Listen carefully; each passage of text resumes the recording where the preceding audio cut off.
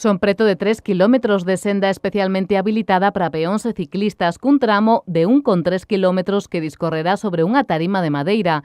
Unhas obras que esta mañá visitou a conselleira de Infraestructuras, Etel Vázquez, acompañada polo delegado territorial da Xunta en Pontevedra, José Manuel Corestourís, e o alcalde de Sanxenxo, Telmo Martín.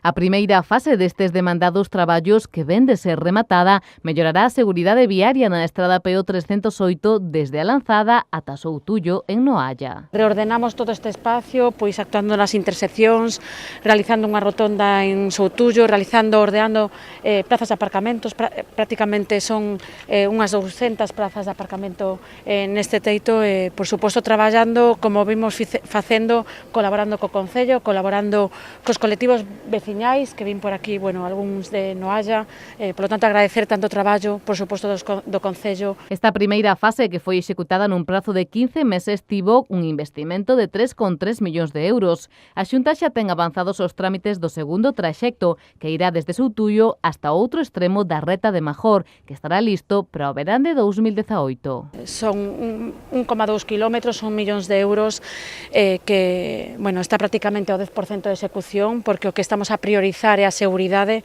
Estamos nun período estival con moito turista e moita afluencia de tráfico, polo tanto, queremos priorizar a seguridade, pero en calquera caso os plazos previstos é que este rematada antes do seguinte verán. Uns traballos que tanto desde o Concello como desde a plataforma veciñal PO 308 destacaron como fundamentais para esta zona de Sanxenxo. Agradecerlle tamén, como dicía o director de obra, a empresa, a sensibilidade que tuvo, porque tuvemos un momento crítico cando foi do temporal famoso, como un pequeno parón.